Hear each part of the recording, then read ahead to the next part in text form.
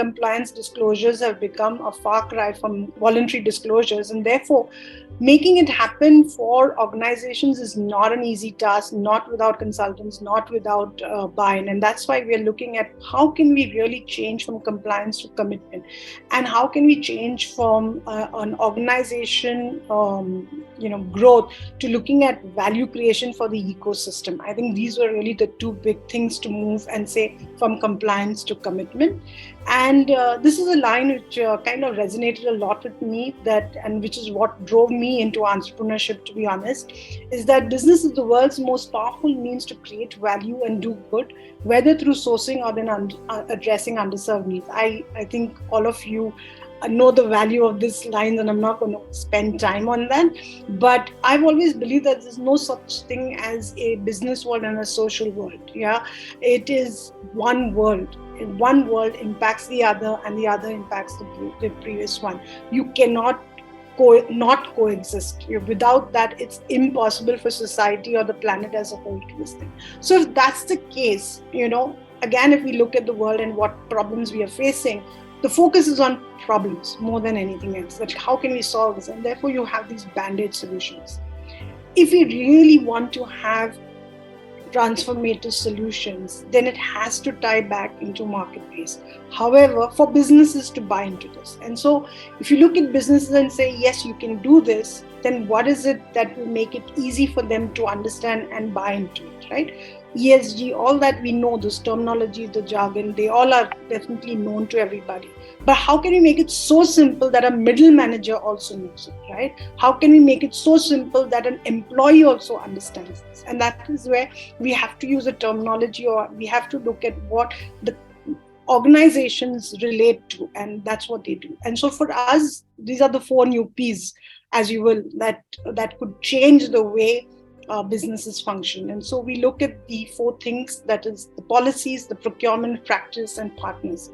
When I started in the social sector, we always had this conversation as what is the difference between social work, social activism, and social entrepreneurship.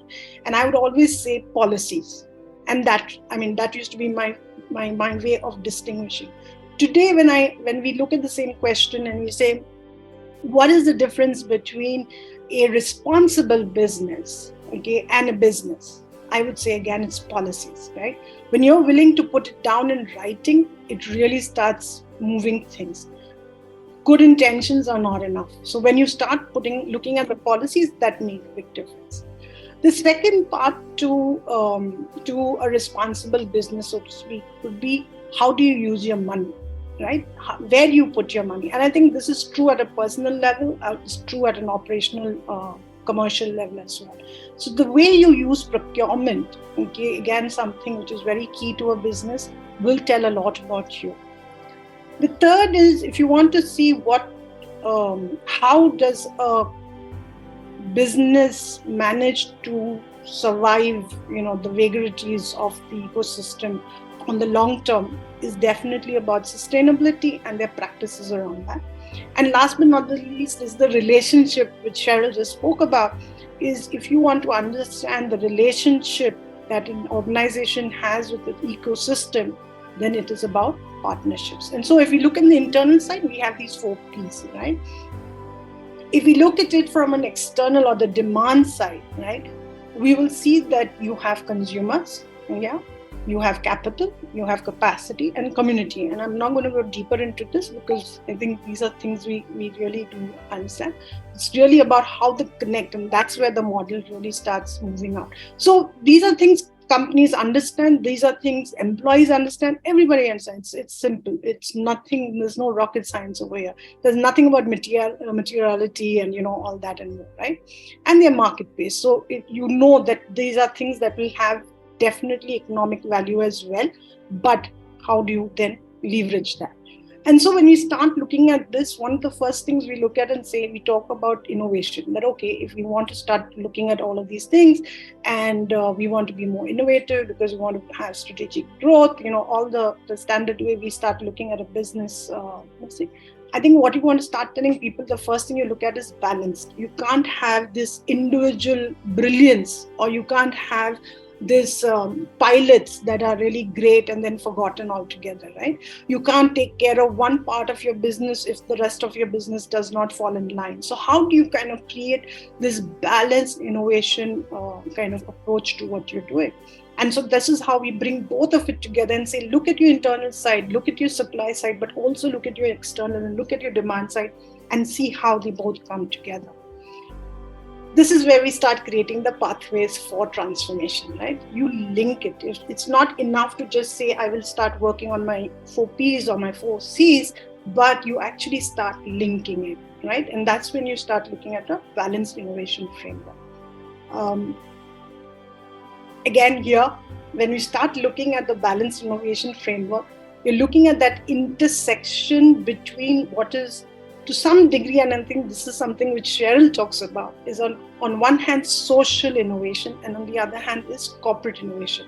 So when you bring these two pieces together from a market-based approach, but then look at it from a value and shared value, not in the economic sense alone, which is what you start looking at, but literally from a value drivers of why do you do what you do and how you do it, I think it'll change the entire way in which you implement these aspects of the business. We look at these 4 values as a part of a universal value system, which we believe is applicable for absolutely any organization or individual for that matter. Of course, it is in varying degrees. Yeah, everybody will not be responsible at the same level. Everybody will not be. So there is the RISE values and principles, which is another model that we have created to explain how these value systems work, how they are drivers of partnerships, and how they will kind of create a framework for collaboration. So I won't go there, but just to show you how we've linked it to this particular model, right? I will take that forward. So when we start looking at a value-driven approach to the market-based solution, so it's a sweet spot, so to speak, or the intersection of market-based solutions and value creation, you will start seeing these pathways. So responsible policies, okay, will help you get more better branding that brings you more ethical branding that allows you to attract better consumers. So when you start implementing internally positive policies, you will also start getting the benefit back, which you'll see the pathway over here, okay, which is the green pathway that brings you value back into your organization by getting you better consumers, right? And this can be employees. When I say, I use consumers as a word for people really to say that, because it can be consumers, it can be customers, it can be employees. So the better policies that you have internally, the better you are able to attract the best from external. Yeah? The second is inclusive. As I said, if you want to really see how inclusive an organization is, look at how they spend their money. Where do you procure what you do, right? Because that's a big chunk of money that gets dispersed. But the value you can get back if you use a balanced approach is that you can attract capital for yourself, which is inclusive capital. You can go to the World Banks of the world, IFCs, which otherwise you may not, because you'd have to go to banks, you may have to go to institutional investors, which obviously is a cost, right? So therefore, when you get inclusive capital, you are showing that I am using my money well, and therefore you are able to attract also money that will help you with much more less cost. And so you're seeing value creation for your own self as you create value for society. The third is, so to complete that, okay, we look at it as the sustainable, it's the same thing. When you start having sustainable practices, what you're actually doing for yourself is creating long-term capacity, right? Which obviously will hold you in good stead when things go bad. So how this value system comes in. And last is ecosystem friendly. When we say being ecosystem friendly, is not just about the environment. It's just not about the physical environment. It's about the social environment. It is about the emotional environment that you function in, and also relationships that are built through this. So again, here, when you have ecosystem-friendly partnerships, you start developing, okay, which is the D9, you start developing an ecosystem community that will help you, especially when the times are bad, especially when you require something. So again, whatever you do on this side, on the internal or the supply side, is helping you create value on the external or the demand side that brings back value to yourself as well as you create value for the ecosystem at the same time. So when you one last thing I think I want to say in this one, I spoke about iterative and nested value. What it really means is you might just start when we talk about the balanced innovation and step by step.